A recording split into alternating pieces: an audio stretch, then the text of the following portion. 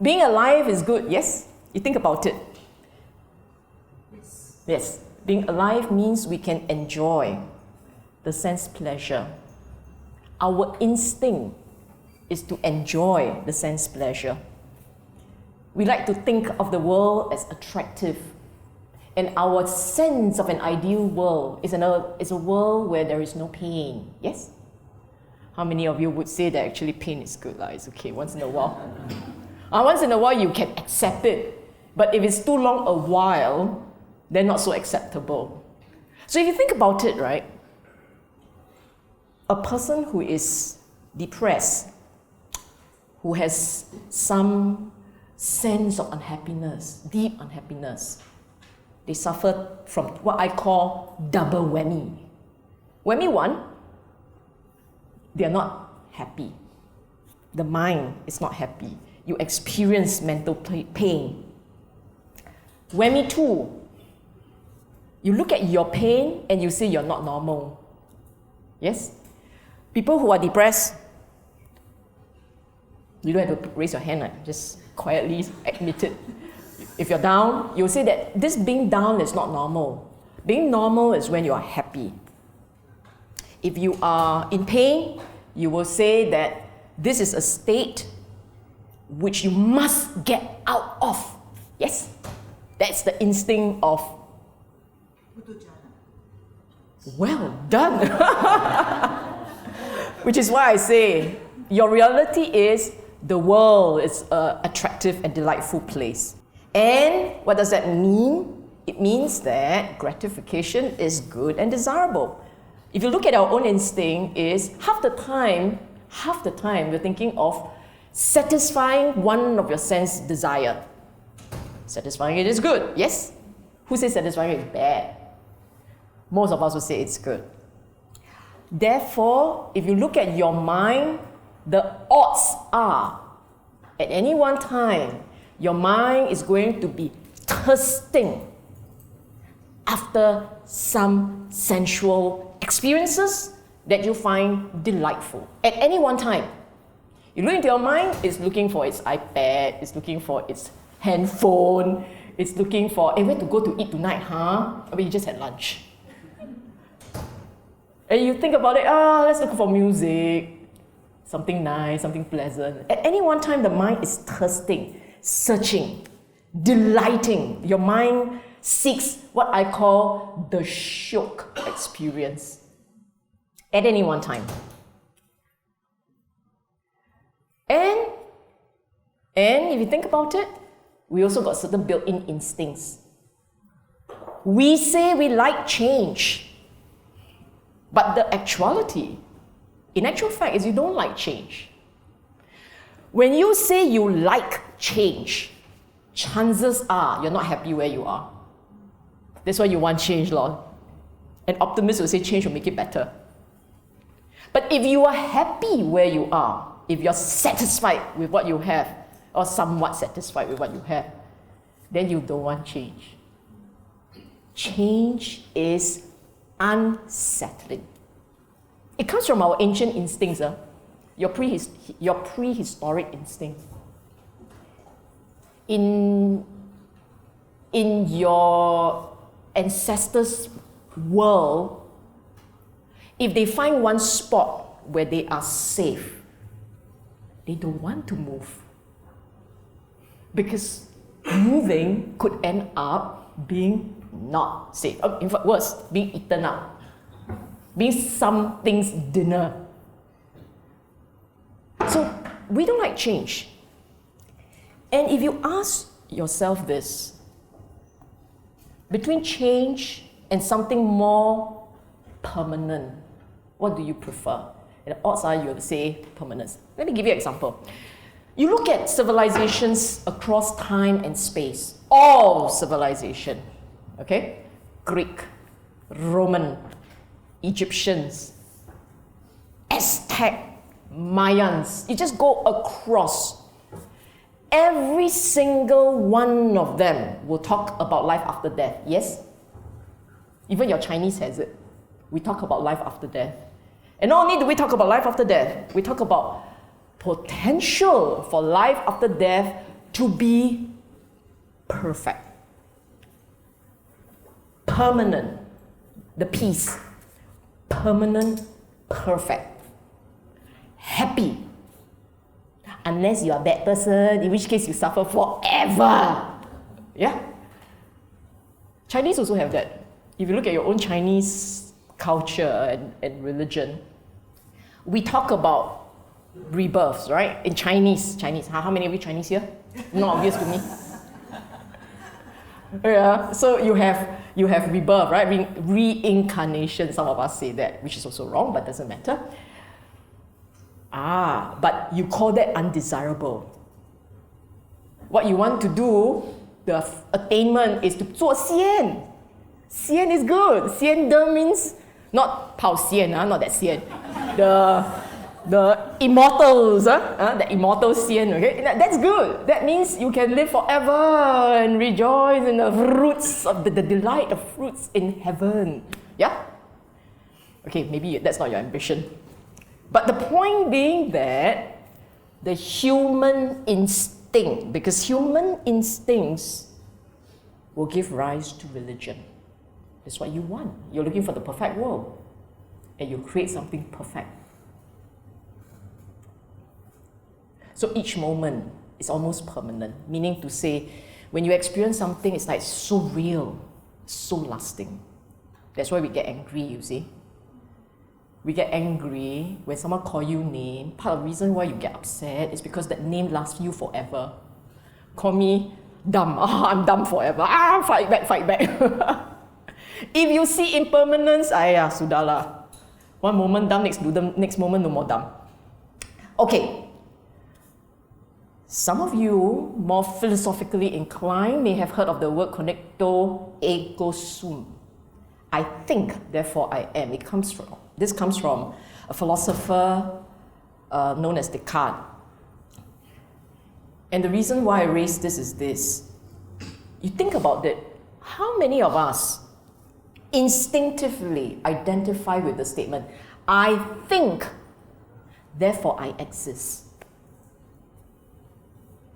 I think, the fact that I'm thinking, that there is self-awareness, that there is self-knowledge, the fact that I am thinking, I assert, therefore I exist. I'm real. There is permanence in the entity called I. And the odds are, if you think hard enough, not to cut off my what I'm saying, if you think hard enough, you can feel that you identify with it, yes? That is why many a times I get asked this question, if I die already, what gets reborn? Because we cling on to the essence of the self, the essence of the I. Buddha kept saying anatta, non-self. Then you go, yeah, that's the part I don't quite understand. Somebody can explain or not? It has to be explained to you. That is not obvious to you. Yes? If it's obvious to you, don't need me sitting down here drumming it, repeating. Check out Anatta Lakkhana Sutta. Still don't understand. Check out some more. Still don't understand. Self-awareness is not proof of self, in other words. That's what I'm trying to say. And if you look across culture, you look across civilization, again you find different culture giving it different name. Imagine this, cross space and time. The Greeks call it daimon. The Hindus call it Atman. The Buddhist term anatta means no Atman. Okay? Your Chinese call it 魂魄. Egyptian call it Ba. Scandinavian gave it a name I can't pronounce. I don't even know why I put it here. Filgira or something like that. Which of course I've mangled it. So, this is your reality. The world is right. The world feels right. When the world is pleasurable, permanent, and there is an eternal self to enjoy it. So depressing, huh? Yes? Why is that so? Why do we have an impression of a reality like this. Why is our reality like this? These are the reasons. One, our mind at any one time is constantly bombarded by sense impressions. Seeing, hearing, smelling, tasting, touching. Think about it. Our mind is so busy, the mind can't see one moment at a time. What the mind experiences is an encyclopedia of moments cluttered together, smack at you. And then all you could do is try and swim with the flood.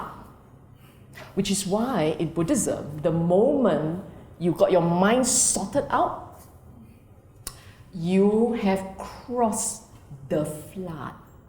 What is this flood that they keep talking about? It's the flood of sense impressions. Being bombarded and barely able to cope with all these bombardments. Does that feel familiar? You may not realize it, because your mind has designated one policeman to say one at a time, bai tui, everybody queue up. So all the sense bases are coming in your impression, coming in one at a time. Actually, what it means is your mind pays attention to one thing at a time, but they're all bombarding you. And because the mind is multitasking so fast, you don't see it. Think of it like cartoon. You know how they draw cartoon, right? Okay, if you don't know, tonight go Wikipedia. They draw frame by frame by frame, and then they flip it very fast, and it creates the impression of movement. In effect, that's what happened to your mind. It's actually frame by frame by frame, because they come in so fast, you experience it something like that lah. You will then experience it as life. Okay? The second thing which happens to many of us, and we're going to do a little experiment where I'm not doing all the work, you all must do some work also. We're going to do a little experiment, and I call this fear of the moment. For most of us, if at any one moment you have got nothing external occupying your mind, the odds are you will be a little bit disturbed. Actually, the odds are you'll be quite frightfully disturbed. You look at your own mind when you have nothing to do. I mean nothing, no handphone, no iPad, iPod, whatever, Android, whatever, none of those no electrical appliances, no books, no eating, no chatting. Just sit there quietly. Do nothing. How many will kiss you? I admit it lah. Seriously. A lot of us suddenly confronted with the moment finds it scary. It's like, hey, what do you do? Suddenly life stares at you. Actually, it's the moment staring at you in the face. You're confronted with your own mind.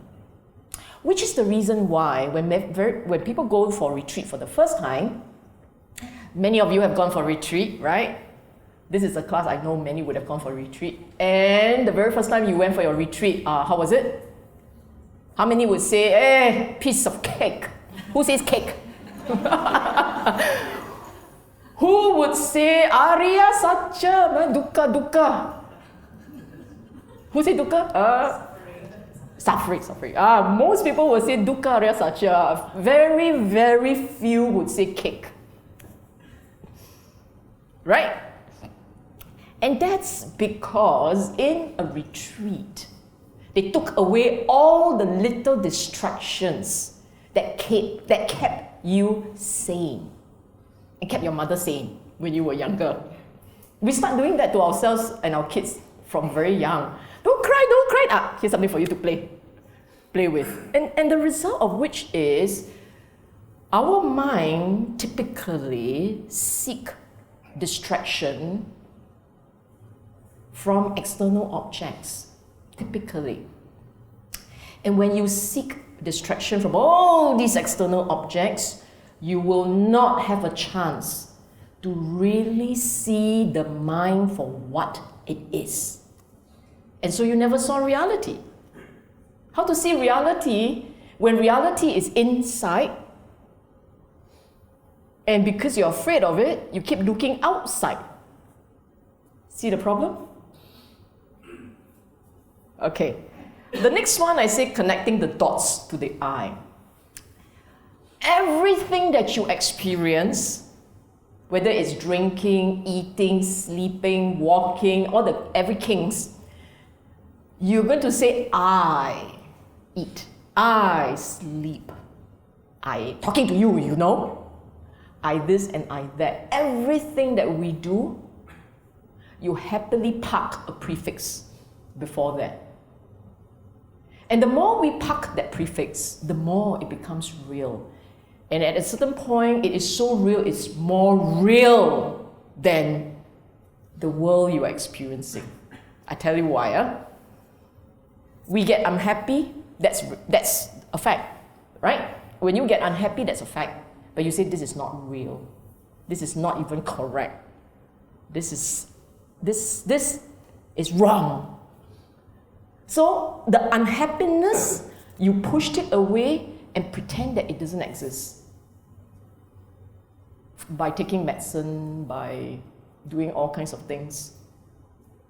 You don't confront it. The real I, you say, or some may say, not you, the real I will not be unhappy. The real I will feel at peace. I don't even know where that real I comes from, but it feels very real. And that's us. I'm not creating things. Yes, it is us.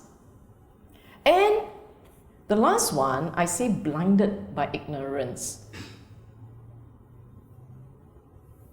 What I mean is, there is a reality of the mind, which I will explain later. That's what the Buddha had discovered when he spent a lot of time looking at his own mind. He was able to make that mind quiet enough so that he doesn't get this constant bombardment. He wasn't afraid to look at the mind for itself instead of seeking relief from external objects, distraction from external objects. And he didn't start with the assumption there is an I. All of us, in any questions, in any things that we do, we tend to start from the assumption there is an I. And because of all these, he discovered the true nature of the mind. And it's from the knowledge of that true nature that he was able to break the cycle of dukkha. So what's the moral of the story? You have to be able to see the mind for what it is, so that you see the true nature. And once you see the true nature of the mind, you must know how to let your beliefs and your clinging instincts be. You got to let it be. And only then will you experience the way out of dukkha. Okay? I'm telling a very long story about us. It's called the story of us. Because your mind is of a certain nature, because you behave in a certain way, and the result of which is in your daily existence, in your daily life, you're going to end up doing something like this.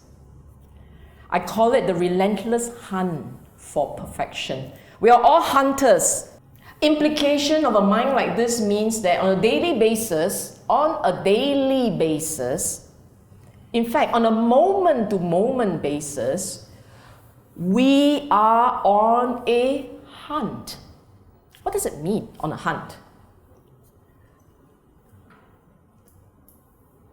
You seek gratification in something external, so you spend all your time trying to gratify. I want to look for something nice to look at, I want to look for something good to eat, I want to look for something nice to hear, enjoy, smell. Oh, not nice, run away, etc., etc. We keep looking externally for happiness. We look for object that makes us happy. We go hunting for that object. You may not be killing animals, no panatipata, but you are still hunters. And if you look at your mind, at any one time, the odds are there is the element of searching. And the element of searching is what gives you dukkha. The sense. Now, let me explain a little about this word. Later I'll explain a bit more. But let me explain this word dukkha. You automatically substitute the word dukkha with suffering. Don't do that. Because the substitute word is incomplete. It is not suffering alone. It is unpleasant. The word merely means an experience that is unpleasant. But you can't use the word unpleasant as substitute either. Because it's way more than that. Every single experience that is unpleasant is dukkha. So it's like a generic word it's a huge basket to put all the words you can think of that explains your unpleasant state of mind. Grief, pain, not shock. Very mild already. Mildly annoyed. You want a milder than that? Is there a word milder than mildly annoyed? I'm not even sure it exists. Miffed. Why not? Just throw the word there also. So can you just imagine this is a huge basket of words explaining unpleasant experience. We spend a lot of time going on a hunt to gratify senses, to keep the mind distracted, and they are all external objects. Remember what I said earlier? You don't like to look at your own mind. So we go around looking for external things that make you happy. Okay? And we also spend a lot of time giving in to our craving. Because every time you gratify a sense base, you get a burst of delight, a burst of joy. Otherwise, you won't do it. If you don't have that temporary relief, that momentarily taste of delight. How many of you go shopping therapy? Go for shopping therapy? Oh, of course you won't admit it, but never mind. Some of us do, huh? Some of us do. Not you, but some of us do, okay? And the some of us do who go for shopping therapy, why you do that? Why you spend money? Because spending money gives you a temporary spurt of delight. Yes? Otherwise, why you so suku, go spend money and then be depressed? No, right? We do that. Okay. It's those little spurts of delight. They are dangerous because they are addictive. All of us have been druggies for a long time. So next time people say you go take drug, not God. I am intoxicated by gratification. We all are. Seriously, if you don't believe it, tell me you just had lunch and you ate something you really don't like. You went for buffet spread and you just attacked counter one first table and did nothing else. Chances are no lah. You go around looking for your favorite food, right? So we are also satisfying our sense bases, gratification. We are all addicted to gratification. If we were not, we would have realized Nibbana like when we stop being addicted. Okay? And because, how does this happen? You want gratification, you search for it, you crave for it, and when you crave for it, that's dukkha. When you crave for something, when you want something, that's dukkha. Yes? So we chase after it. Then you have gratification, shook. Start again, another search. So we toggle automatically between chasing, gratifying, chase again, be gratified. You toggle between that. So we toggle between stress. And we keep having it again and again and again. Stress. And that, I call it samsaric deja vu. Do it again! Chase already, no show already, chase some more. Then, in the process of always when you are chasing, this is where it's weird. When we are chasing after something, it's always stressful, yes? But what keeps you going then? When you are chasing, it's stressful, and yet we chase. Why do we do that? Because we anticipate that when we catch it, we will feel good. So we chase, we delight, we feel good, because we feel good, we delight in it, then we chase again.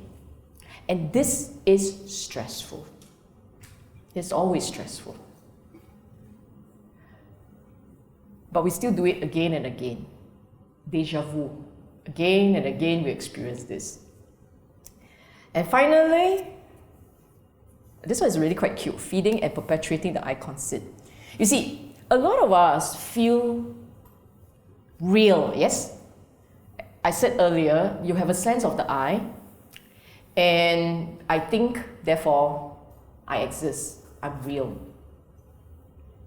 Then you think about it, this thing is so fragile. So fragile, it cannot take even one word of criticism. It's fragile. And yet, it is so overwhelming. You must keep stroking the ego. Keep stroking it. It feels so real. We must win, we must look good, cannot lose face. You need all kinds of external construct to make the ego feels right. Have you ever thought about it? If I say, hey, why are you so like that? Immediately what so like that means what? So like that means what? So fat? So thin? So tall? It's so fragile, so flimsy. But yet, you keep stroking it. It's amazing. Now, the Buddhist worldview. Up until this point, I'm not saying anything new, yes? In fact, I'm saying nothing new. Some of you are already falling asleep. She's talking about me again. She's talking about me. I know it. My ego can't take this. The Buddhist worldview runs completely against your instinct. Completely. And because it is so different, his sense of the world, what it looks like, is so different. Initially, he had a moment when he wondered whether he should teach, because people won't understand. And let me read you. I didn't write it down, too long to type, so I will read it to you. In the Arya Pariyesana Sutta, Majjhima Nikaya, 26. For those of you who very on, must check out Sutta. Arya Pariyesana Sutta, Majjhima Nikaya 26, the Buddha said, "Then the thought occurred to me, this Dhamma that I have attained is profound, hard to see, hard to discover. It is most peaceful and superior of goal of all, not attainable by mere ratiocination. It's subtle for the wise to experience. But this generation relies on attachment, relishes attachment, delights in attachment. It is hard for such a generation to see the truth." that is to say, specific conditionality, dependent arising. And it is hard to see this truth, that is to say, stealing of all formations, relinquishing for the essentials of existence, exhaustion of craving, fading of lust, cessation, nibbana. And if I taught the Dhamma and others would not understand me, that would be wearing and troublesome. Let's explain a few words. We, the worldling, relies on attachment, relishes attachment, delights in attachment. In other words, our basic fundamental instinct, the fundamental instinct of a worldling is to chase after, obsess over attachment. The arising of attachments, you can't let it go. It's very difficult to let it go. All those times you tried to be a vegetarian didn't work. Very difficult, Mom. Because your craving come at 挡也挡不了. Very, very difficult. So his point is, your instincts are different from those qualities of the mind that has to be there, that have to be there, in order that the mind can see Dhamma. You understand? For a mind that can see Dhamma, this mind must be able to first see attachment and let the attachment go. Diametrical opposite instincts. And the second point here, he said, hard to see this truth. What is this truth that the mind must see? The stealing of all formations. I don't really explain the rest, I just say this one first. There is an instinctive construction process going on in the mind. Instinctive. It's a construction process going on in your mind. It's very instinctive. This construction process can become quiet. When the mind reaches a certain level of attainment, it can go quiet. First, you've got to get to a point where the mind goes quiet. Second, you must catch it. When it goes quiet, you must see it. To realize Nibbana, this is one of the steps that has to be done. Hard. First, it's hard to make it quiet. Second, it's even harder to see it when it's quiet. Okay? Hard to see this truth, that is to say, the stealing of all formation. So that's one. Relinquishing for the essentials of existence, to be alive, to live. There are certain things that your system will do in order that you stay alive. One of the things that it does for you is to crave happily. Craving keeps you alive. That's why when a person is dying, you cheat by telling the fella is coming to see you, fella's coming to see you. The fella will just cling on. He will cling and he will live. Of course, eventually the body can cave in. But the mind, the sheer desire to be alive can keep you going for a while. Here, relinquishing for the essentials of existence.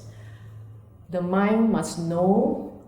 Now you got to train the mind to let go. And you got to see that again. You have to be able to see that. Okay? Exhaustion of craving. That means craving got no more energy. The arising of craving, no more energy. And so on, it goes on. This sutta, if you're really interested, you should go look at it. For those of you who are practitioners, take a close look at this sutta. There are a lot of things which the Buddha explained here. But the bottom line is, it is very difficult to teach Dhamma because Dhamma runs against the instinct of worldlings. Don't be so depressed. Can be done one. Done already, then you're not so depressed. Okay? Now, let's talk about the world. What is this world?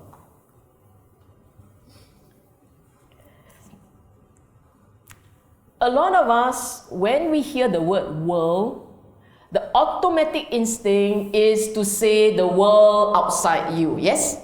The world of the table, the world of the chair, the world of the floor, the world of the hard floor, the world of the cushion, nice soft cushion, and so on and so forth. That's in your mind the world. The world means external, yes? But Buddha's world, the world he talks about, is not the objective form world external to your mind. When he talks about the world, it is the world that is within the mind. The mind, what's concocted in the mind. He said in the Rohitassa Sutta, Anguttara Nikaya, Book of 4, within this body, within this mind, in other words, with its perception, intellect means judgment. I declare that there is the world, the origination of the world, the cessation of the world, the path leading to the cessation of the world. What does this mean? It means that for you to understand Dhamma, for you to realize Dhamma, you must understand, realize the Four Noble Truths, yes? And to understand and realize the Four Noble Truths, you have to look inwards. The answer lies in the conditions of your mind and body. To understand Dhamma, you need to understand the conditions of your mind and body. And in looking at the conditions of the mind and body, you will then eventually see Four Noble Truths. The world, if you think about it, is experienced through your sense bases. Bit chim, huh? Okay. If you have no eyes, can you see me? Simple question, not a trick question. If you have no eyes, can you see me? Yallah. I thought score star. If you have not functioning ears, can you hear me? No. Yes? And the fact that you can hear me, you can see me, the fact that you can, don't smell me, smell this world. That's how you experience the world, right?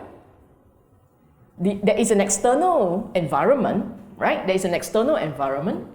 But your experience of this external environment depends on functioning organs, faculties, and a normal functioning mind, brain capable of registering the external stimuli. Yes? So you have light coming through your cornea. Light coming through your cornea. Your brain is able to interpret the light correctly. You see an image. If your eyes, your cornea, your retina and all those things are not working, if your eyes are not, your eyeball is not working, or your brain a bit warped, people see upright, you see upside down. Okay. Either or, and that becomes your world. If you take drugs and the mind hallucinates, that becomes your world, right? Nobody saw the devil in the corner, you did. Either you medium A+, which is quite unlikely, or you took too much drug, which is possible. Yes? So the Buddha was right. How you experience the world depends on your organs, the six sense bases, and the functioning mind, the mind that interprets all these things. And therefore, your sense of reality has to start from there. To change your reality, to change what you had lived with for as long as you are alive, to change that perception, those instincts. It therefore has to start from you examining those sense organs and its interaction with the brain. Because that's, as far as you're concerned, that's reality. When the Buddha said, seeing reality for what it is, we all hear this phrase very often, seeing reality, and then you start imagining what he's seeing. No, seeing reality for what it is literally means looking at how the mind works, how you hear sound. Literally, I hear sound, I hear. Then what happens when the sound wave hits your ear? What happens? Odds are you will get caught by that sound. The odds are you will either love or hate that sound. If you love it, you want to repeat hearing that sound. If you hate it, you want to go take a broom and beat it away. I want, I don't want. No middle path. See that? So the reality is we get caught up by all these external stimuli. We chase after them, or we say, don't want, siap, don't want. Either or. Buddha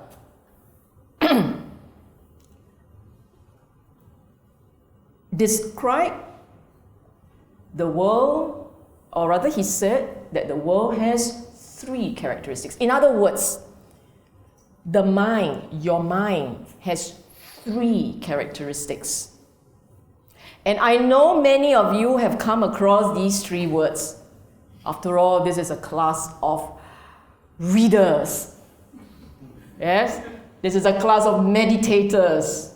Many here spend long years, time, months, pouring through suttas. Yes? No need shy lah. Yes is yes. Huh?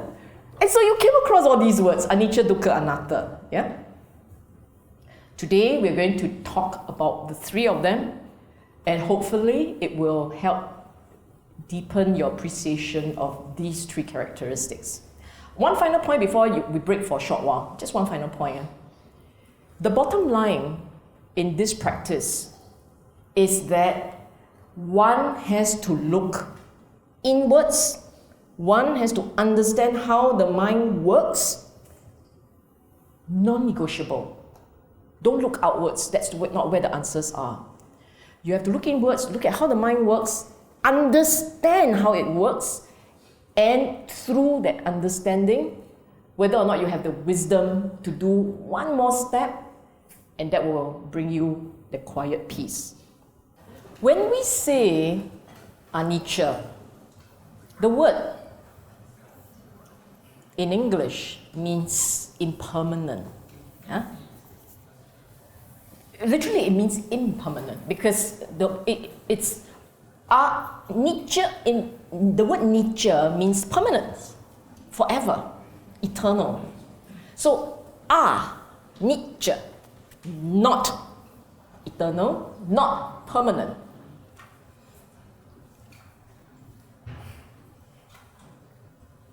When we look at this word, we're actually looking, if you look into your mind.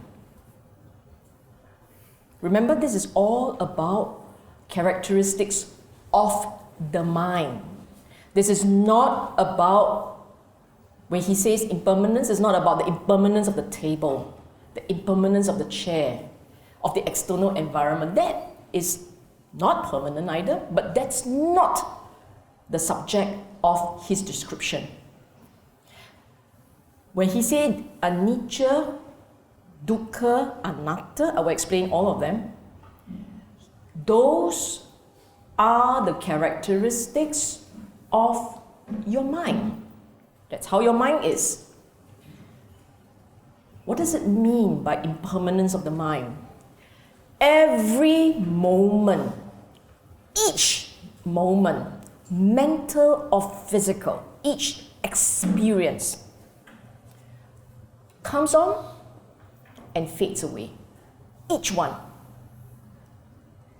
Even when you get angry, did you have a quarrel with your better half? Don't know why they always call it better half. Why can't I be the better half? But never mind. You had a quarrel with your better half, okay? Even when that happens, and you have sensation of anger, an experience of anger, that experience of anger fades away. If it doesn't fade away, you're heading for divorce. But it will fade away. And if you look at that experience of anger very closely, you will notice that within each experience, the sensation is not the same. The sensation is first when it happens, it starts to escalate. It feels more intense. At a certain point of intensity, it suddenly plateaus, doesn't increase in intensity. And if you look at it very objectively, it should make a U-turn and then start to de-escalate in intensity. Grief, someone passed away. Your cat passed away. Animal lover here? Your cat, your dog, your parrot, your turtle, whatever, passed away. Deeply, deeply distressing. My pet cockroach died. Very depressing. Very depressing. Hey, what do you have against cockroach? Seriously. Cannot have it. So you get very depressed, okay? This intensity, you feel it. But then, as you start to sob your heart out, suddenly it doesn't feel so tight. It actually feels better. But then it will start again when you remember your beloved pet cockroach. When you remember, it will start again. And then the circle, that cycle, as it gets more intense, and then it hits a plateau, a maximum point, and then after that it starts to get weaker. That is the nature of your mind. Did you have anything to do with it?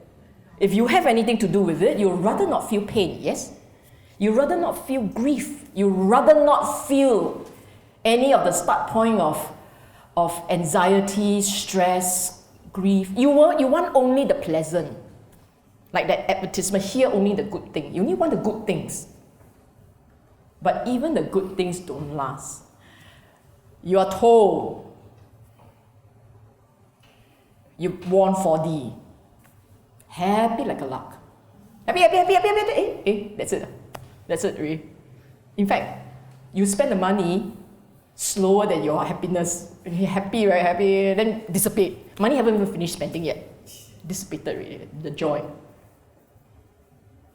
That very nature of feelings morphing so fast. You had nothing to do it. You didn't drive it. You didn't push it. They moved at their own momentum. Yes. They go by themselves. You get more painful by itself. You will de-escalate by themselves. You get delighted by themselves. It will also de-escalate by itself. What did the Buddha say? Samyutta Nikaya, Lujatitiko Tasma Lokati Wuchati. It is breaking up, splitting apart, it's disintegrating. It's called the world. Meaning to say, in your experience of the moment, that moment doesn't last. That moment, that one moment will change. Whether it's feeling, perception, contact. After you hear, the next thing has taken over. The moment the sound hits, there's a thought. Even thinking doesn't last. In the practice, are you able to literally see those arising and falling away of the moment. If you can see the arising and the disappearance, the rising and the falling away of a mental/physical moment, you can see that, that's your proof of impermanence. That's your proof. What other proof you want? That's for the moment-to-moment mental state. What's the second proof? The impermanence of life. We live, we're born, we live, we grow old, we grow sick, we die. What I call the strategic impermanence. There's a tactical one, where you see moment to moment, point to point, and there is the strategic one. To be able to see this, to be able to experience. Now, conceptually, many of us can understand, yes? I say impermanence, and half of you will say, it's true. Just now I'm hungry, now not hungry. True, true. Conceptually, you can roughly understand. But you have to see in meditation. Or you have to see in daily life. When you are dealing with some emotional thing, and that moment when you're dealing with the emotional thing, pain especially, they are the best teacher. At the moment when you're dealing with pain, and then you see the pain morph. It's so painful. Then it morph, and not so painful anymore. You feel better.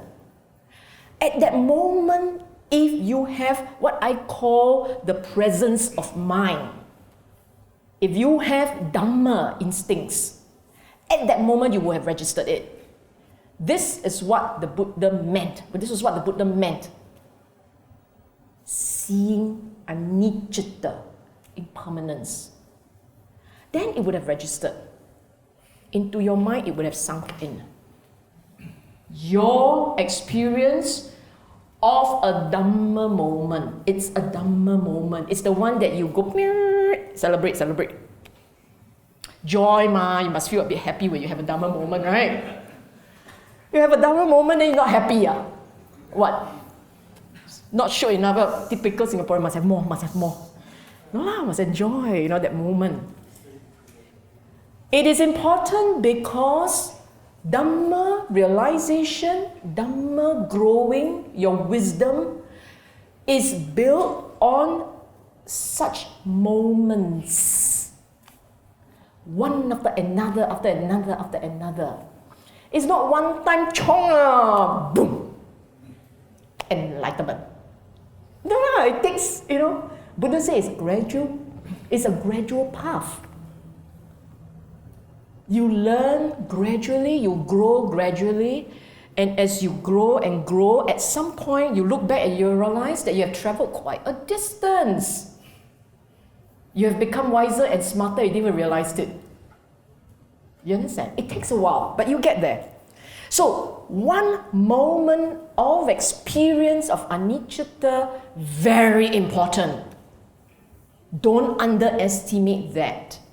For many practitioners, it's that moment that led to many, many more future steps of realization. Now, that's only one part. There's a part 2, okay? The part 2 is having understood,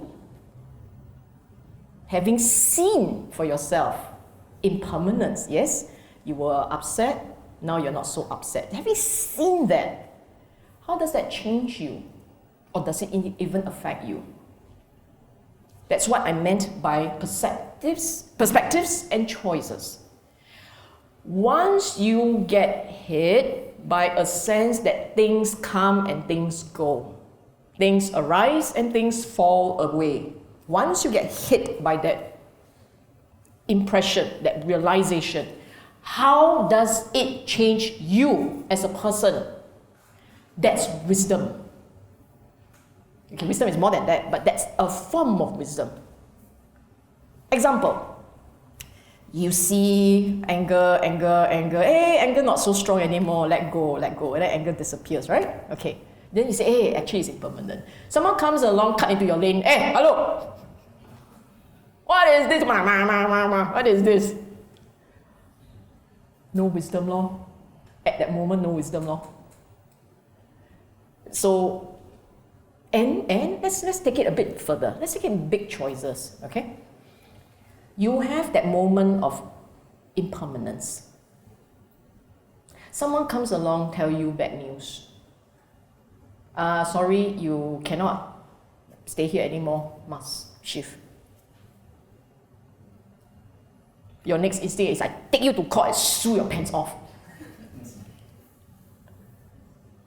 And you fight all the way. You can do that. Or you can say, yeah, impermanence, that's the nature of life, comes and it goes. Move on. Accept and move on. You can do that. So wisdom, part of wisdom is about making the correct choices. As you understand the Dhamma a little bit more, as you begin to see the Dhamma, you also learn to let go. Wisdom is not in the seeing per se. Wisdom is in the part 2, which is, having seen that, do you know how to make the right choices that will lead you to see more? Remember that. So I repeat, wisdom is having seen a phenomenon. You have seen impermanence. A lot of you in your meditation would have seen impermanence. But some of you may not still be making the correct choices. So you have seen impermanence. The phenomenon of impermanence. You understand that because you saw it in your meditation, you saw it in daily life. But then, when it comes to leading your daily life, the normal life, are you making the correct choices that will enable you to grow in the wisdom? Or are you still clinging on to your old habits? Seen already, still cling on. I don't know who is Dhamma. You understand that? Okay? Dukkha, my favorite word.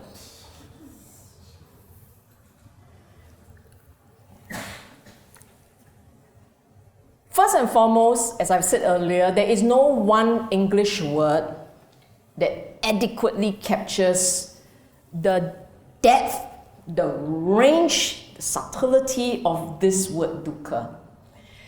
In fact, it was this word dukkha that made me go and that made me say, I have to learn Pali.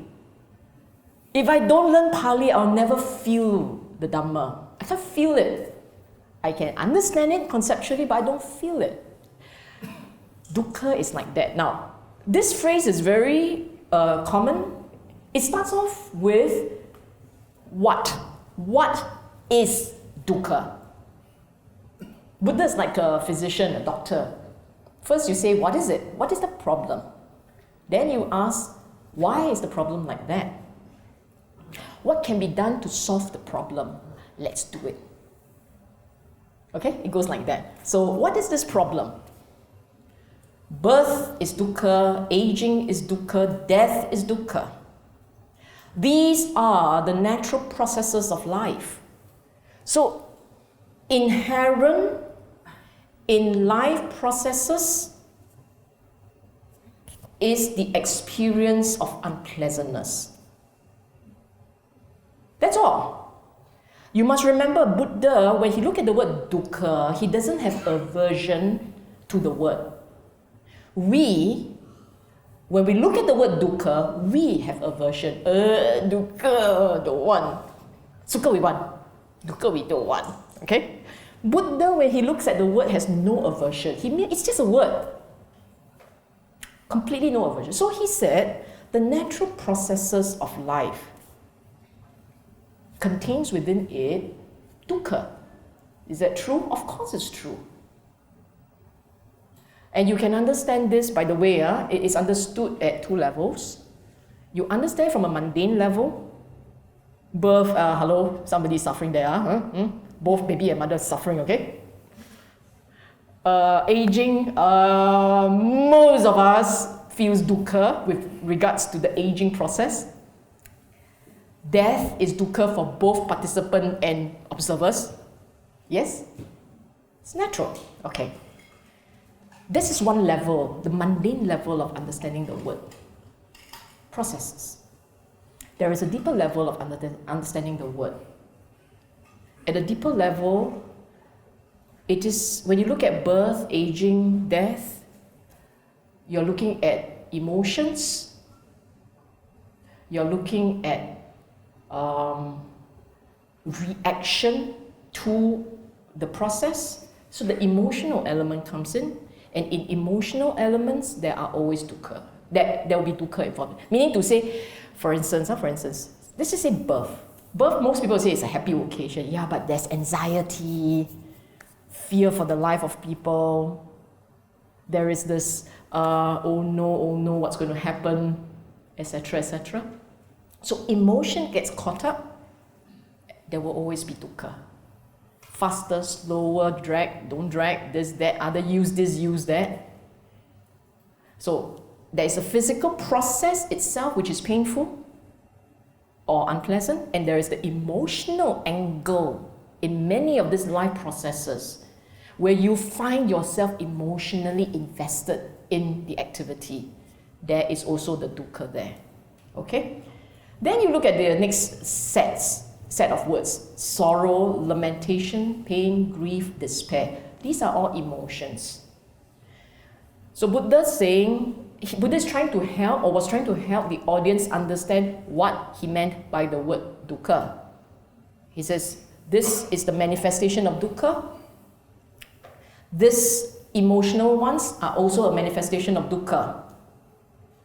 And then there is this one that says association with the unbeloved, meaning to say if you are stuck with somebody you don't like, dukkha.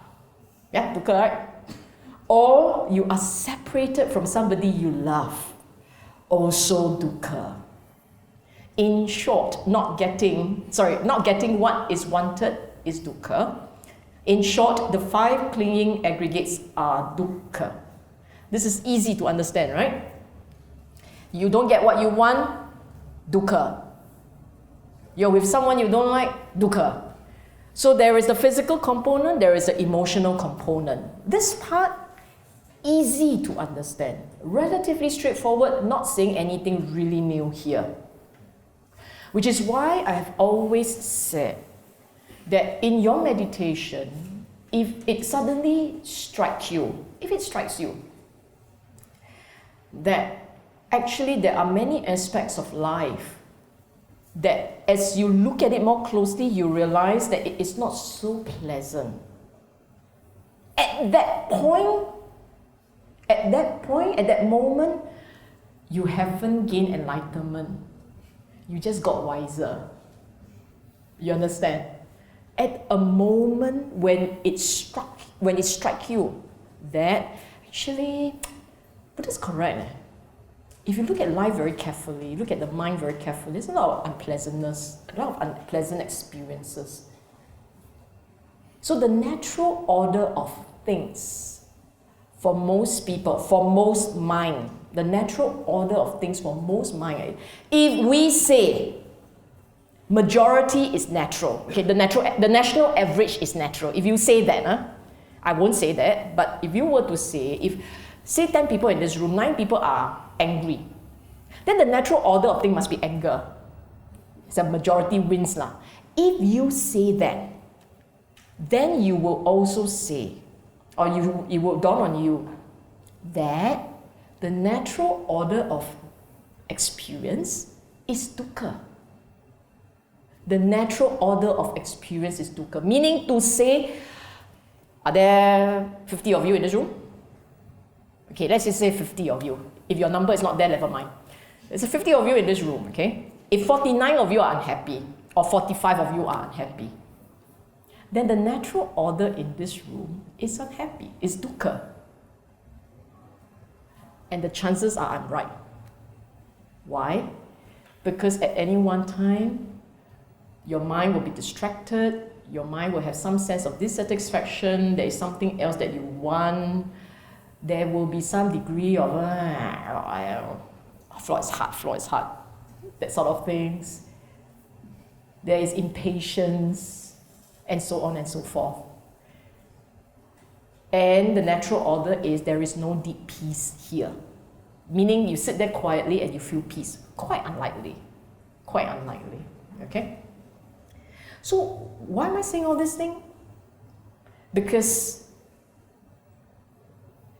in many of our minds, we don't realize that we experience quite a bit of unpleasantness.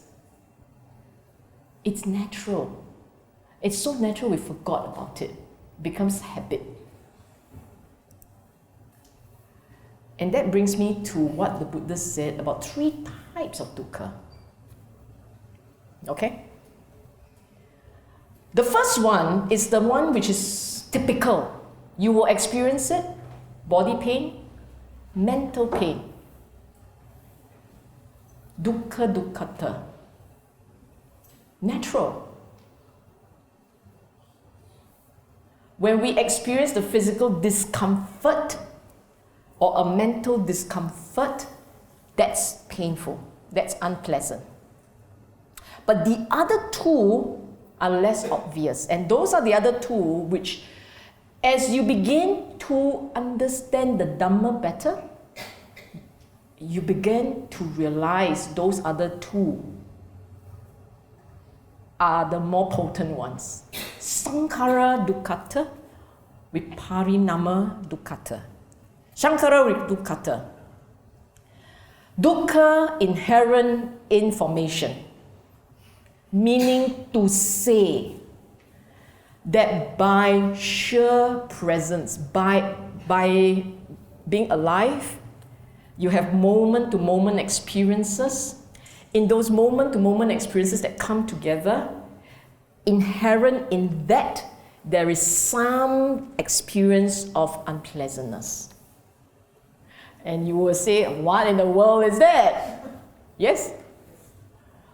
Absolutely no idea. But when you sit and meditate, and you look into your meditation very carefully, you look at your mind very carefully, you may observe that underpinning even a very nice sitting, there could be craving. And as long as there is an element of craving in there, it's a very nice sitting. You're feeling very pleasant, feeling very peaceful.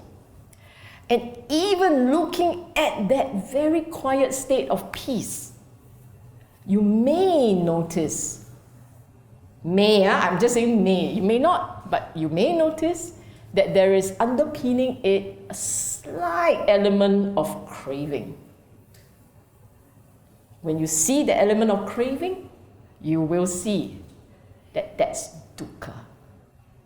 So the very existence, the very being alive, watching the mind as it is, you will see coming together, formation coming together, dukkha in itself. So this Sankhara dukkhata is not to be understood conceptually, it is to be seen experientially. You have to see it experientially, feel it, know it, understand it. Just remember what I say. Even in the very in living, experiencing life, as long as there is the element of delighting in something, as long as there is an association, a craving for something, it's however subtle, that in itself is dukkha, unpleasant. Which is why the Buddha has said again and again, dukkha has to be understood, seen, understood intensely, not conceptually, not just thinking about it. I think suffering, I think, therefore I am. Not just thinking about it, experiencing it, okay? Viparinama dukkhata is easy to understand. This is the dukkha that you experience when you don't want change and change keep coming. I am in love with somebody and he keeps growing older and older. And I'm in love with myself and I keep growing older and older, so very depressing. So this is the one that is easy. The first one and the third one are very easy to understand, yes? All right, you go on a holiday, okay? You go on a holiday. Nice little Bali trip. And you really like it. Sunset, nice beaches, very quiet, no volcano, no nothing, very, very nice and peaceful. And you wish it wouldn't end. And you're with your best friend. Boy, God, don't care. You're just with your best friend. Having a nice Dhamma talk. Make it Dhamma also. A nice Dhamma talk, enjoying yourself, having a wonderful time. And you don't want it to end. But it will end. Because that's in the nature of all things. Whatever comes together will fall apart. Will just disappear. Will all go away. Nature of all things. So viparinama is easy to understand. Well, I give it the flip side. You are in a very unpleasant situation. And it will end. Right? Even a very unpleasant situation can end. So not so bad lah, huh? Good or bad. But the one that's difficult to understand is Sankhara Dukkata. And you have to understand all three types. You have to understand the most obvious one, the bodily and mental pain. So when you have bodily pain, you have to watch it, follow it, track it, observe how your mind wants to push it away, observe how your mind hates the pain, observe how the pain intensifies because your mind keeps pushing it away, the craving for no pain. That's the easy one. The last one, viparinama, same thing. Observe how your mind wants things not to change, how the mind wants to hold on to things. The mind wanting, dukkha. Sankhara dukkha, that one a little trickier. This one has to do with the very nature of life. The very nature of life in itself contains within it the seed of dukkha. Formation, because in order to experience, in order to be alive, it's formation. Contained within each experience is dukkha. Go into your meditation and you'll see it. Or, you should eventually see it. It's only through the meditation that you see it? Yes. When you first experience it, it's only through your meditation. If not, it's just a conceptual understanding. But when you see it deep in your meditation and you see it, recognize it, it will spill over to your daily life, and then it becomes very obvious to you in daily life. Yes?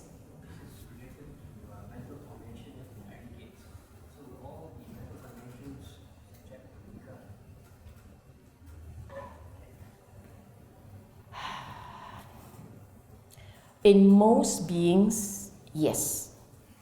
In most beings. But you don't see it.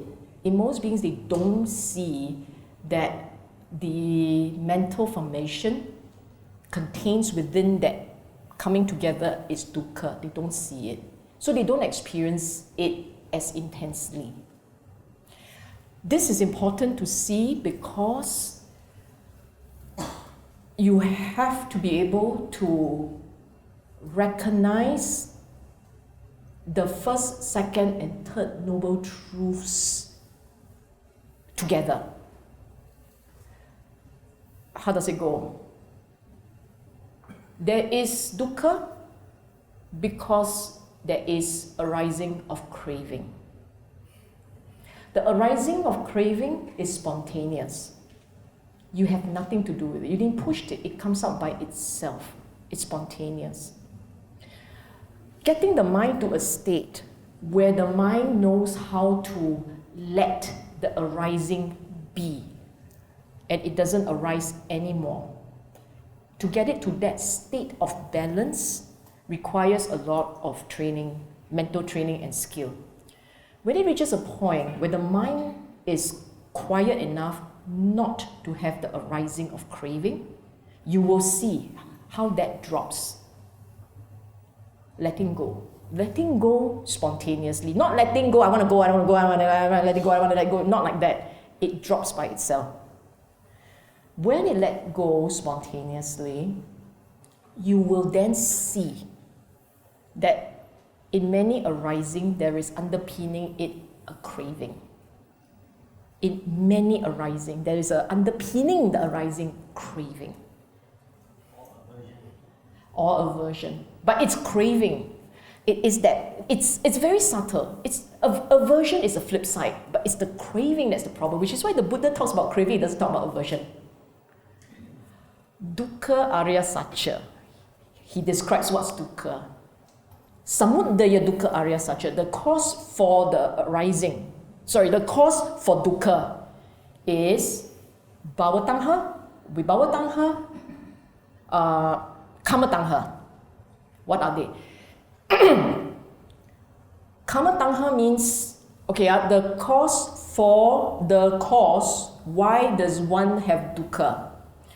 The reason is because you have kama tanha. Kama means sensual basis. Craving. Craving for sense delight. I want to see nice things, I want to hear nice things, I want to smell, taste, and all these things. Sensual delight. You understand this one simple. Bhava tanha. Craving for becoming. Craving to be alive. To experience life again and again. This is not the death moment. This is every day, every time, every being, every moment. You have a desire to live. It's very instinctive. Shankara Dukkata. Okay? And with Bhava Tanha, when you have an experience that's very unpleasant, you don't want it. You want to die. You want not to exist. You don't want to experience something. Vibhava Tanha is like you don't want to experience it again and again. You don't want to experience it. So broadly, two types lah. One type deals with concrete items. Whether it's sight, taste, sound, or whatever, it's concrete. An object, external object. The other type, bhava vibhava, is deeper. It cuts into the basis of life. Whether you want to live, you want to exist, or you want not to live, don't want to exist, don't want to experience again and again. But you can see that, we all like stuck a bit there. Because like everything also got bhava, also got tanha, right? It feels like the entire existence is shrouded, cocooned in tanha, craving. Then like that, how to break out? You ask yourself. If the Buddha had no answer, there won't be Buddhism, lor. It's because the Buddha got an answer, there's a way out. And there is a way out. If there isn't a way out, there is no Buddhism. And the way out, naturally, is not that easy because you're fighting instincts. You're fighting your own genetic instincts. So there are a lot of things that has to be done. I'll go through that next week, and the week after, and the week after.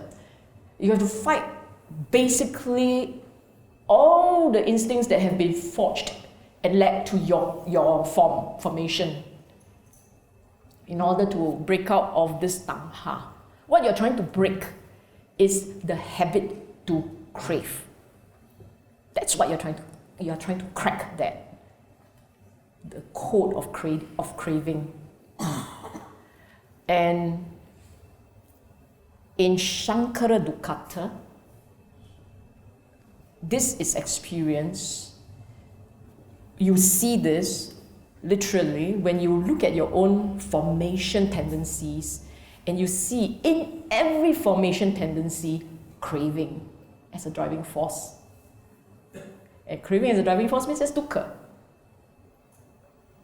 So the only ones where the mental arising would not have craving is when you know. When your mind is very clear, there is no arising of craving underpinning a mental state. Only that one has no crave, no dukkha. Okay? Just now was difficult, now it's worse. Just now trying to explain dukkha already, hey, chuan. Now trying to explain anatta, we're going to have problems. Okay, now, all that I've written here, all these things written here, they are the essence of the teaching. You see what you can understand? 我们回家了。Amalgamation of parts, nama rupa, panchakanda, salayatana. Okay, let me explain it one by one. There are four things to explain here. The word anatta literally means no atta. Okay? The original word, the start point is the word atta. We give it a modern twist and we call atta soul. We call it soul. Okay? And for those of you who don't really like the word soul, you call it self, the essence, the essential self. Let me give you an idea what the Indian taught, because that was what the Buddha said. It doesn't exist. The Vedic faith in those days said that there is an eternal self, and when, upon death, this eternal self can return to the universal self, the universal Atman. So you have all this midget atta from everyone. Then when you die, this midget atta goes back to the universal Atman. Okay? The Buddha said no such thing lah. And because this was said, then people say, oh, okay, in modern term we call it no soul lah. Sounds like a soul, right? So no soul. That's how the idea came about, that there is no soul. But the main thing is there is no eternal essence. The point is no eternal essence. Now, how did the Buddha try to explain that each individual, all of you, everyone, that you don't have an eternal essence? He split us into mechanical parts. He said you are made up of 5 parts, panchakanda, 5 parts. 4 parts to do with thinking capabilities, 1 part to do with a physical form. So what are the 5 parts? Physical form. The other 4 parts: consciousness, feelings, perception, thought formation, thinking capabilities, in other words. So it says all 5 parts. If you were to split off these 5 parts, then what do you get? You get nothing. There isn't something beyond these 5 parts, right? He said. And then we say, yeah. Then we go on happily to think of ourselves with essence. And he said, okay, let's talk about salayatana. 6 parts. If you think about it, when you hear, when you see, when you smell, when you taste, when there's touch and there's thought, that's the essence of your experience, isn't it? In your life experience, is it, if you say it has nothing to do with seeing, hearing, tasting, touching, and smelling, and thinking, if you say it has nothing to do with all these 6, then what is it? Do you have an experience at all? No lah. It has to be one of these 6 things. And if it's one of these 6 things, no, 6 parts lah. That's the point, okay, he's trying to say. Then again, the fella, a lot of us just go very confused. 6 parts, 5 parts, 2 parts. Still confused. Don't know what you mean now, Buddha. Okay. Then he said, this one is important. We start to go into it. Your experience is essentially a mechanical process. It's neither conditioned, it's not conditioned, neither governed nor determined. What do we mean by that? Okay. You have eyeballs that work. There is an object out there. You will see the object. The mind will register, give it a name. It's a vase, you say. The mind registered, give it a name. I like red vases, you say. So liking comes in. There's contact, there's liking. I shall go buy a red vase. You say, there's thought formation. Ayah, I got no money. Now let's go make some money. I go Marina Bay Sand. Football over ma. Let's go Marina Bay Sand, no? You see the thought formation? Starting from I in contact, the I in contact with the red vase. And then it goes on to Marina Bay Sand. Your parking very difficult. I think maybe go Sentosa like easier. And the mind just goes on its own merry track. It's a mechanical process. Did you drive it? Did you want it? Did you ask for it to go at this speed? Nothing drove it. It's conditioned. One thought leading to another. One mental experience leading to another. It drives itself. It drives its own merry self.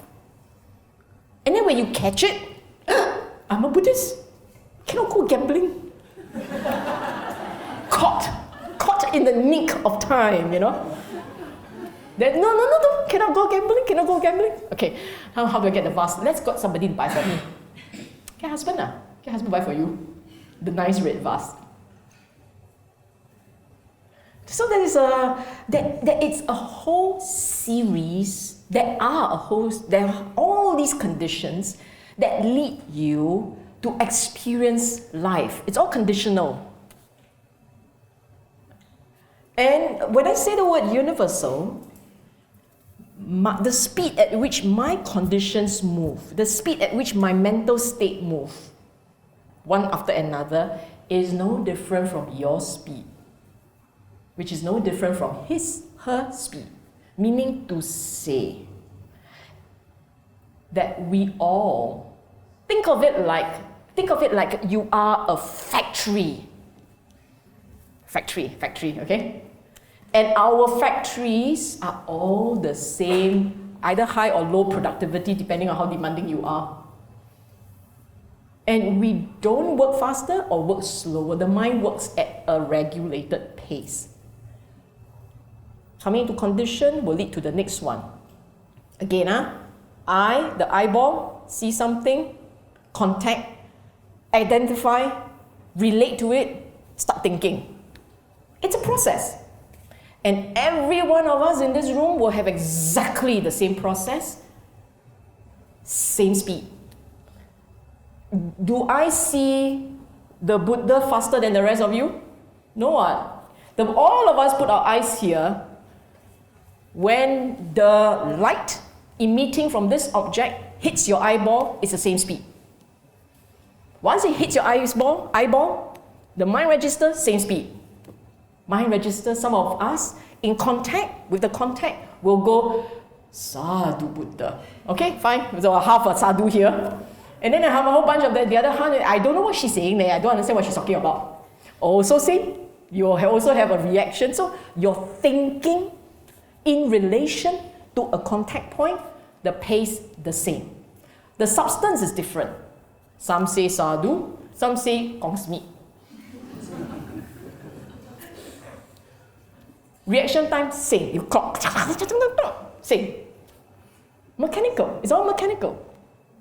It's almost like if we all use Microsoft Windows and we have a particular process that you want it to deliver, you key enter, I key enter, the result is going to pop out around the same time, given the conditions, similar conditions, yes?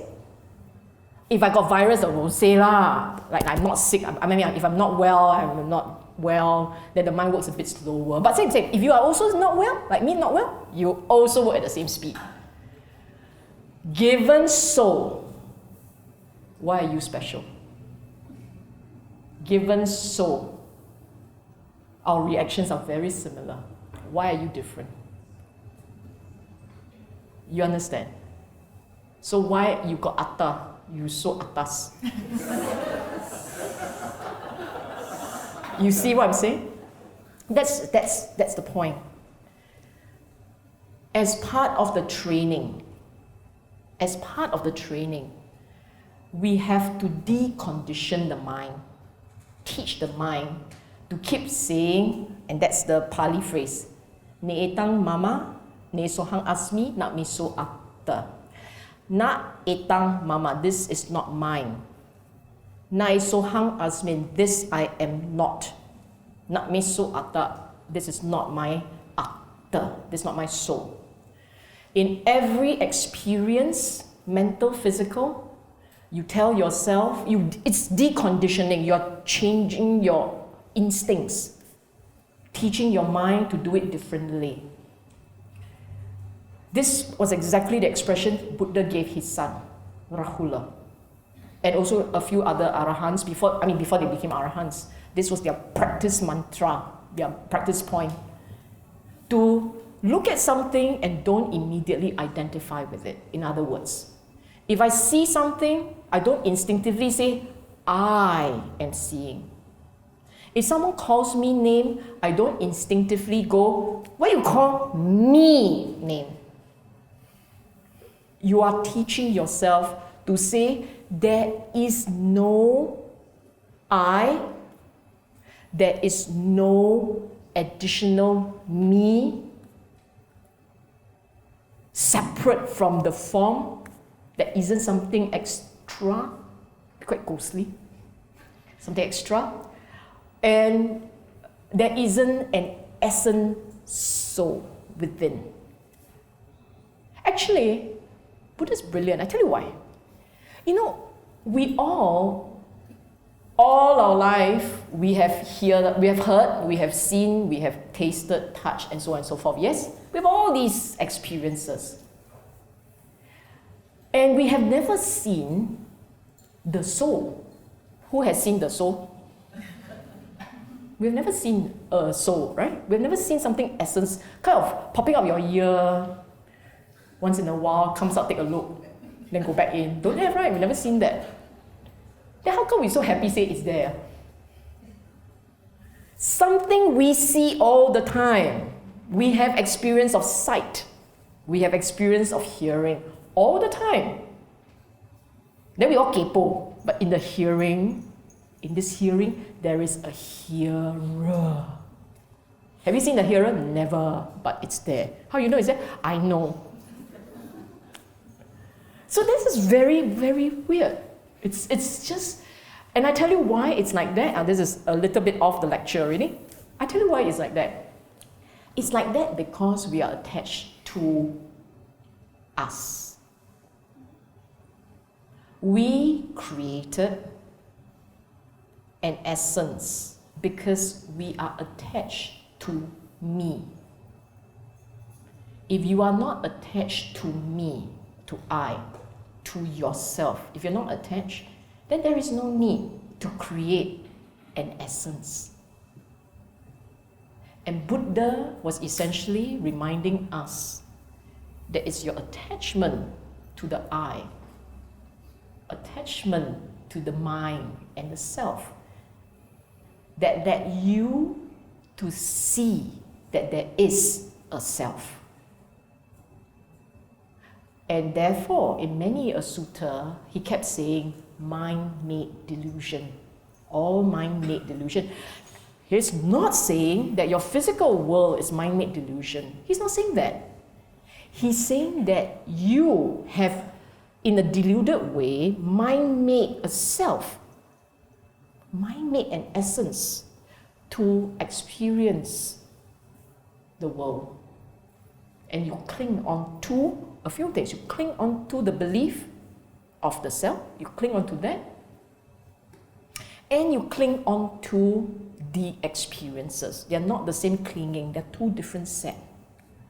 So there is a clinging of the experience. Repeat broadcast, repeat broadcast, repeat broadcast. I see the ghost call 10 times, happy, do again.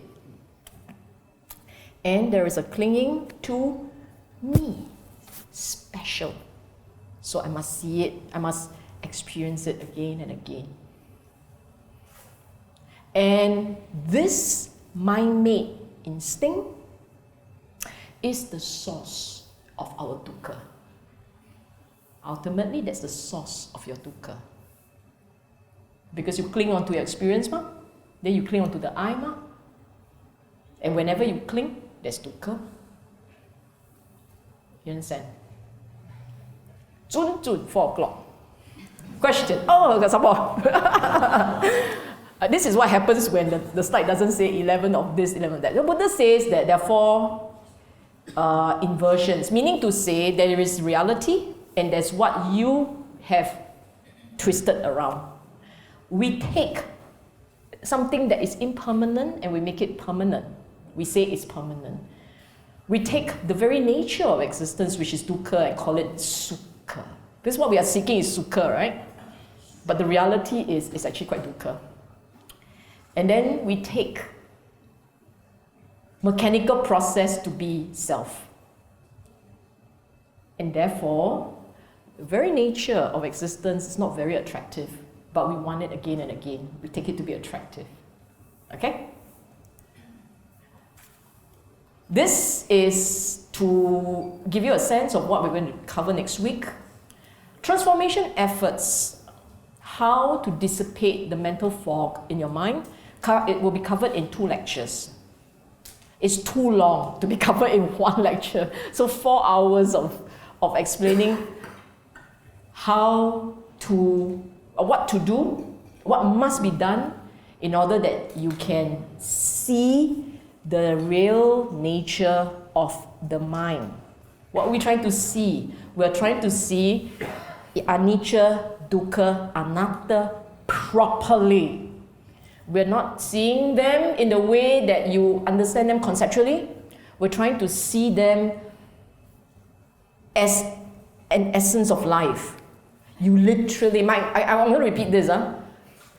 Anicca, dukkha, anatta has to be seen literally, not conceptually. What is the difference? Conceptual is an idea.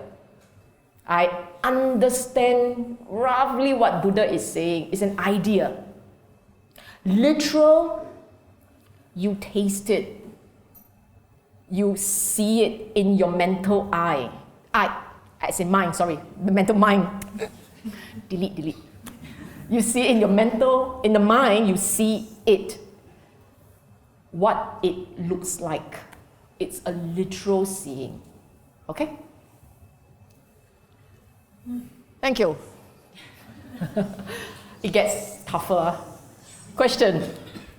Yes. Is there a tip or a shortcut to delay that reaction? Based on what you have said, that I is so strong, and somebody call you a stupid fool. Is there any tip or method to delay the reaction? Because you react because the I is so powerful. Good point. Actually, that's very clever. In the Eightfold Path, there is one particular spoke that is not usually emphasized, but it's very important. When you start to practice, you realize how important it is. It's called the 4 right effort. Okay? In the 4 right effort, the emphasis is when there is negativity present in the mind, you learn to block it and eradicate. If there isn't any negativity in the mind, you make sure it doesn't arise. When there is positivity in the mind, you proliferate, you cultivate it. If there isn't any positivity, you grow it, develop it. Why is this important? If you're constantly mindful of these 4 right efforts, then in day-to-day interaction, you will be mindful. This is mindfulness. You will be mindful on what is the content in the mind. And when you're that mindful, whatever is coming at you from an external environment, your reaction time is slower automatically. So the practice, Buddha covered the angle also. In the practice, you do all 8 properly, you will know how to slow down an instinctive negative reaction. It's very instinctive. Okay?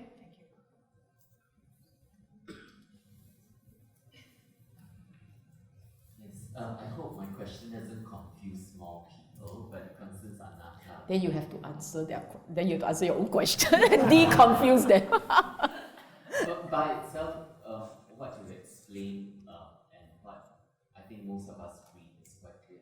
But how do you relate anatta to the, the six realms where there are other beings? I mean, I think for some people, it's Yeah. like, it's like their petals. Yes. So, and then, how do you reconcile that when anatta and metta? That you have a form doesn't mean that the form has an essence. That you have, think of it this way, plants.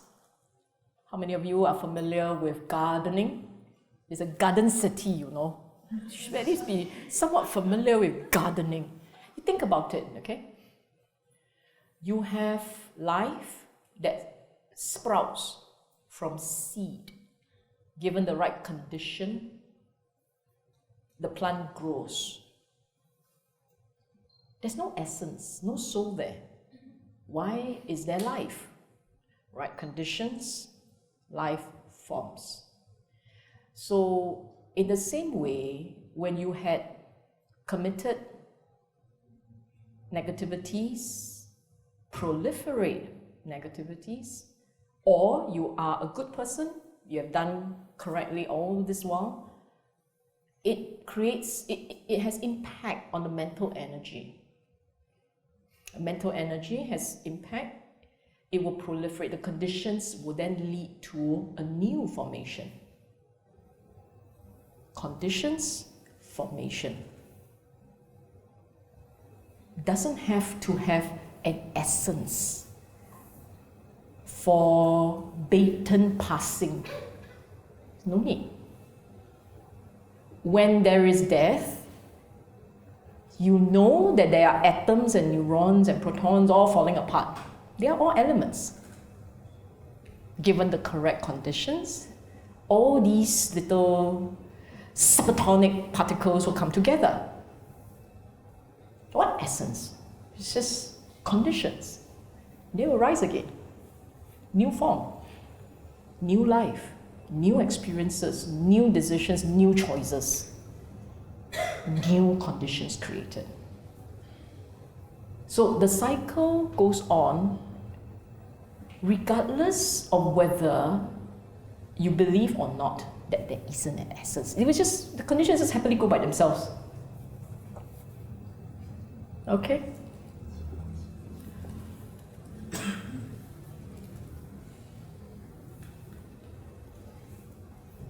Sister Sylvia, same thing to the anatta. I was wondering if, let's say you say non-self, what happens, let's say you have a cut, you feel the pain. Correct. Aren't you feeling the pain? You are feeling the pain. I never doubt that. Where is the non-self comes in? There is pain, it's just condition, but there is no self feeling the pain. There is an experience. You see, the problem with this word, or rather the difficulty for us to understand is we put appendix, an addendum to every experience.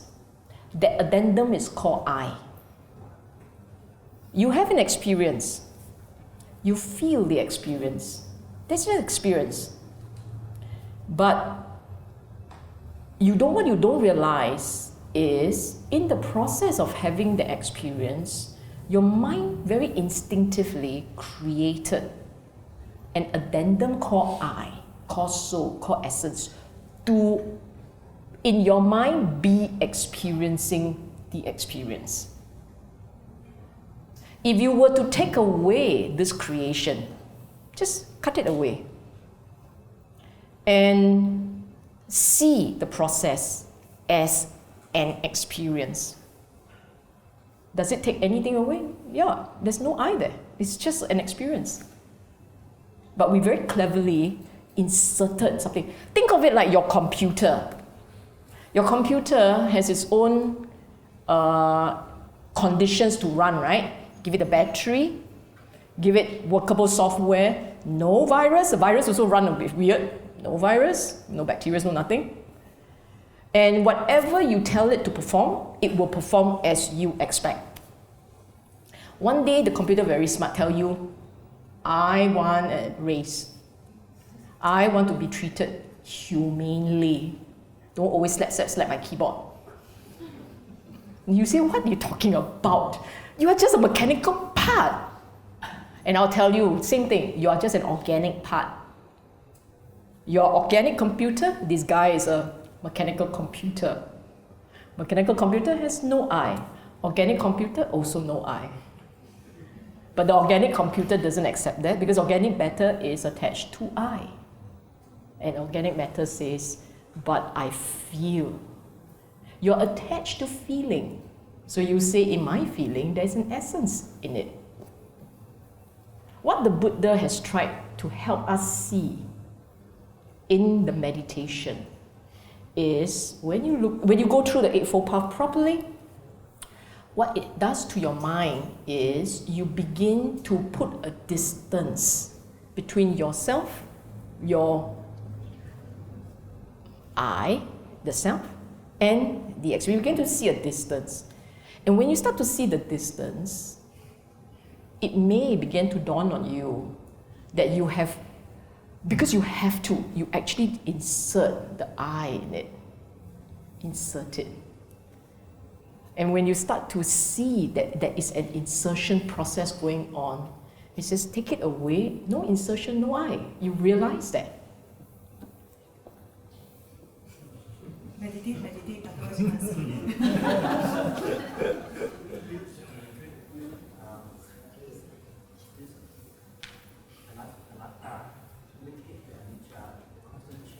Exactly. As a river flowing, changing. Yes. Changing all the time. Yes. What you are just saying is a conceptual description. If you were to see this in your meditation, you would have realized what it means. Anicca, as the Buddha has said, if you see anicca properly, you will see anatta. Exactly. Okay? Tonight go meditate.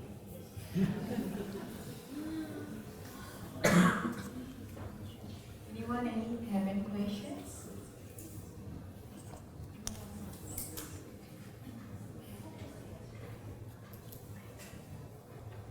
One more question.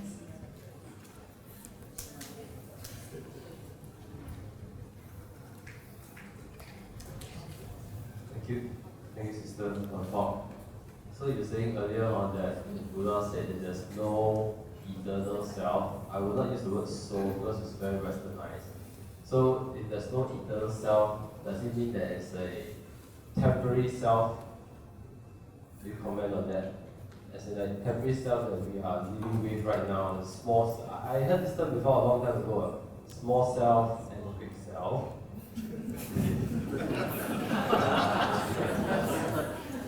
AA battery and AAA battery.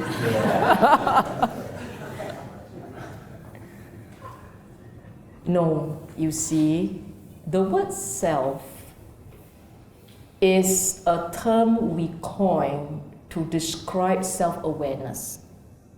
It's just a term. And over time, the term takes on a life of its own and becomes real. But if we were to be very objective, see it like a scientist. My own observation is actually the scientists, the scientific community, the scientists are beginning to see that, prove that, they're beginning to prove non-self.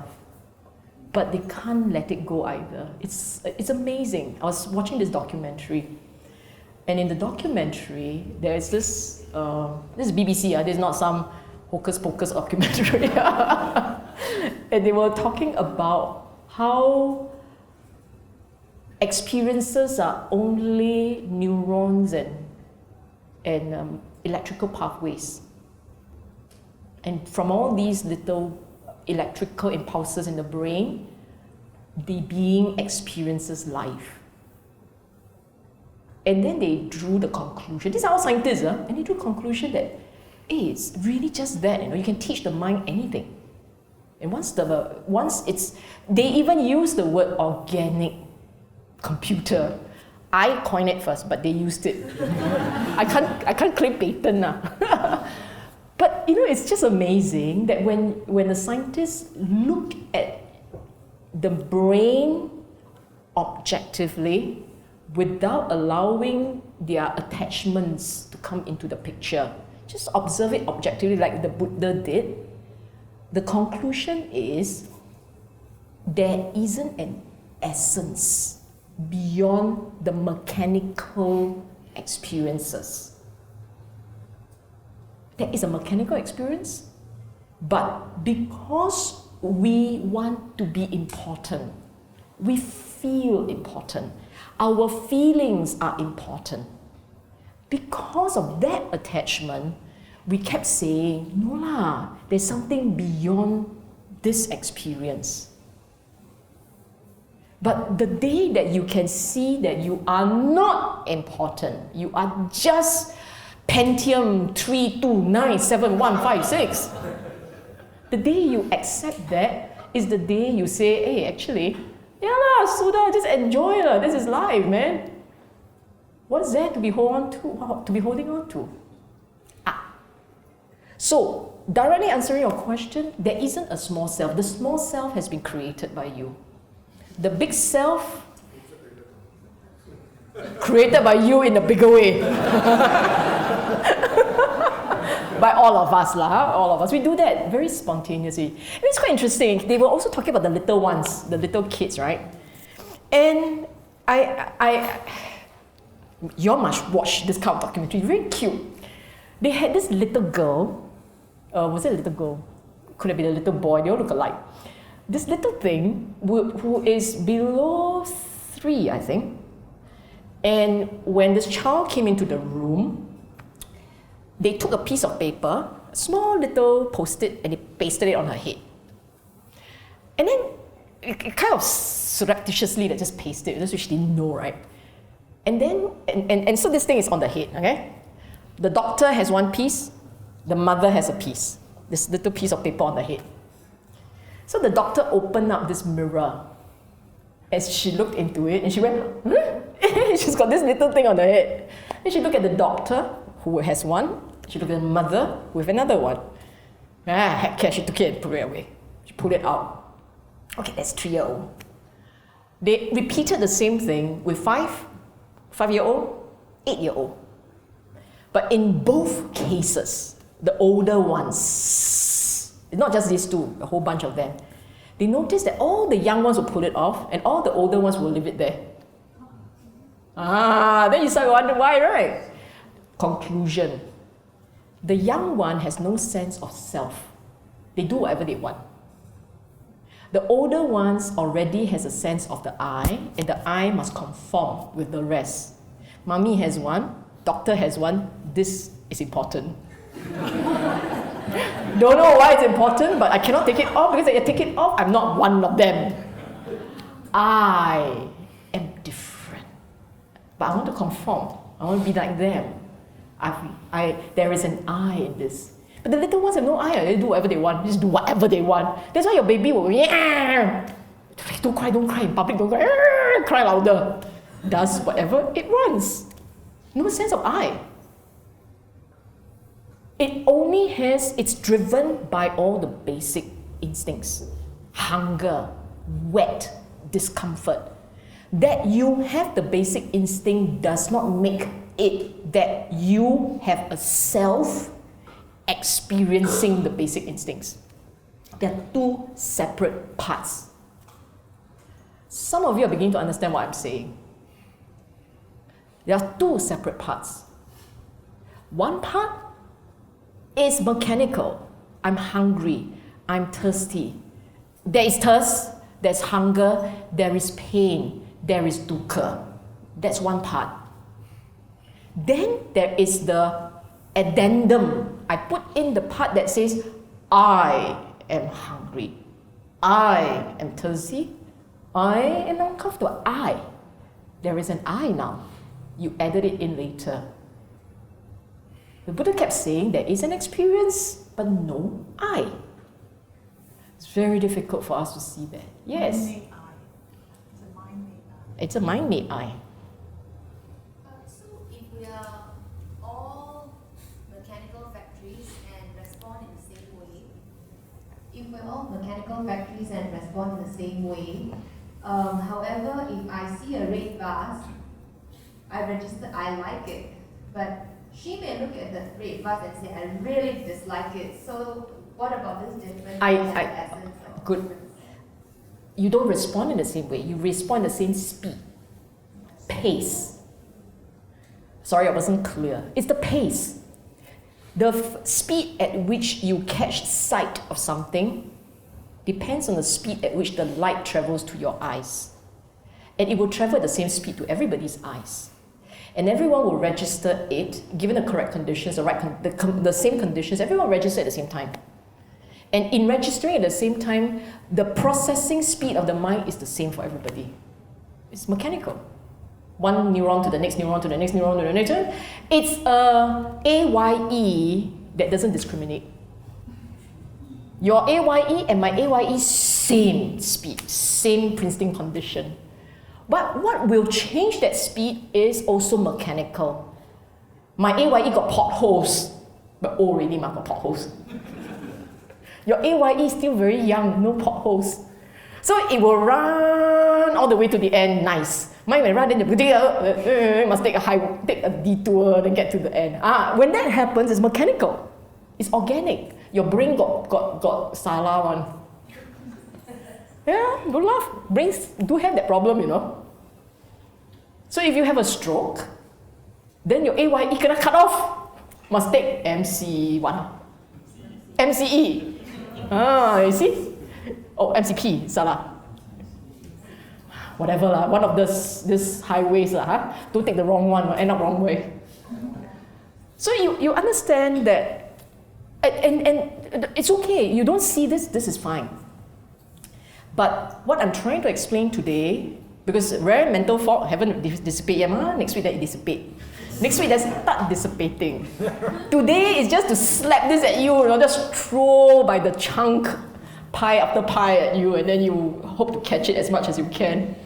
But subsequently, I will pull out from the suttas the text where the Buddha explained how to do it properly. I think the question is that why is there a difference? Why one person likes and why one person doesn't like? When you like or dislike, contact paso, and after contact, it's the individual's choice, depending on your own conditions. Yeah, it depends on your own. So maybe you don't like red, you never like red, and someone else has always loved red. Red means courage. For you, red means danger. That sort of things. Once there is contact, the speed to the point of contact, and then whether like or dislike is a choice. But even the speed at which you make a choice may be quite similar. The point from you having a contact to a choice, that point is, the speed is the same. But the results are different. So that's where karma comes in, you see. When you have made choices, which is why karma doesn't kick in earlier, it kicks in after you make choices. What prompted you to make what kind of choices? Then it starts to seep into your mind in a certain way and creates new conditions in your mind. Karma has to do with creating of new conditions in the mind and how those conditions will start to affect the quality of your mind, your mental energy. Yes?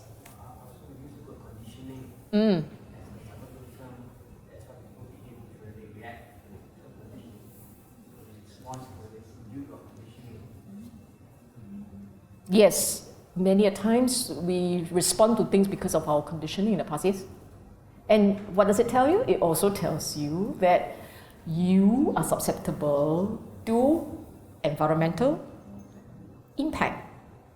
So when you think that there is an essence in you, shouldn't be changing so fast, ma? Shouldn't be changing. Why should the environment have impact on you? But we change because we are a basket of conditions. And conditions will affect the way we respond, we react, and so on and so forth. Yes? Sis Sylvia, if there's non-self, how do we talk about past lives, past karma? How do we understand those two terms? Thank you. Someone asked a similar question, and I will give therefore a similar reply. You see, that you move on. Sorry, not you. That there is rebirth. That there is formation again. Depends on condition. If the mental energy doesn't dissipate completely at death, because you're not Arahant, the mental energy doesn't dissipate, the energy will take form again. It's got nothing to do with you. It will take form by itself. The problem for many of us is we identify with being one, being two, being three, and we say something moved from being one to being two and then now three. But in effect, is being one, mental energy, everything falls apart, not dissipated, will rise again. It will come up again with an entirely new set, both of habits and conditions, and then it will start to react to the environment in its own way, given its new conditions. You have to, if you start to understand, to measure your own, for yourself to measure your own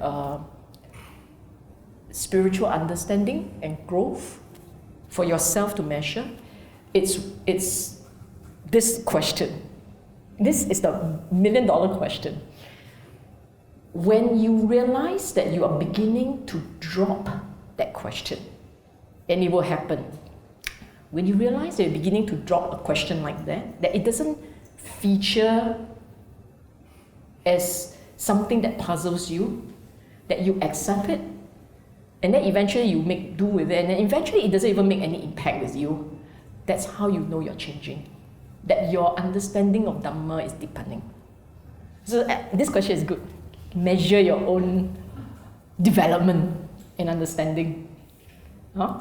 Can I just separate? Like this life, we don't know. This life, we can't remember the past life. This could be the consciousness, but there is no self. Can I interpret this way? There is no self, yes. Because this life, we don't know what we have done in the past life. It's just we were conditioned, get us to rebirth in this life. Yes. So we can't remember the past life. So that's why I understand there's no self.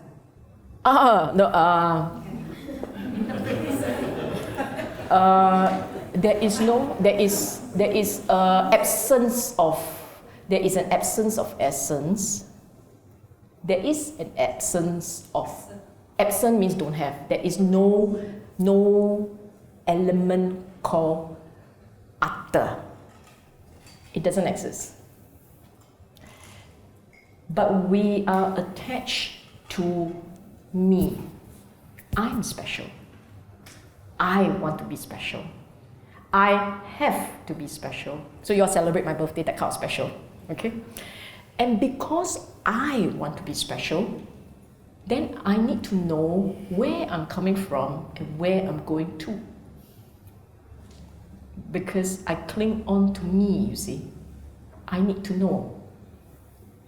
That you forget, that you don't know, doesn't change the fact that I want to know. I would love to know. Because so many of us are so interested in past life therapy and all. Because I have to know, I could have been an Egyptian princess. Why you see me no out? We want to know because we're attached to the self. But when you start to have a deeper understanding of Dhamma, I'm going to introduce some words. I hope it doesn't confuse people more. But if you start to understand science, for instance, and science tells us that we are made up of subatomic particles. Subatomic particles, right? Neurons, protons, electrons and atoms and so on and so forth. How do we attach to those, huh? That happens to be my neuron. Seriously, it's my proton. Once you start to understand that that all these coming together form you, when you die, they all fall apart. All falls apart. Then once you start to see it like that, right? And then you realize that it's because you keep clinging on to the I that then you want to know the previous life. But if it's just that plate of neurons, protons or whatever, it's just that, and you're not attached to that, then you let go. It's let go of the I. And that understanding, when you let go of the I, that understanding then helps you to develop peace. Ultimately, it's not what you see. Ultimately, it's peace. Nibbana. Ultimately, it's Nibbana. You must remember that. This practice, at the end of the day, this practice is about the experience of Nibbana. Unconditioned peace. But to arrive at a state of mind where you can have unconditioned peace, you need the mind to, I call it flip the switch off. It has to know how to flip the switch off. The switch of craving. It knows how to flip it off. To get to a state where it knows how to flip it off, there are many things that you have to reduce this holding on to.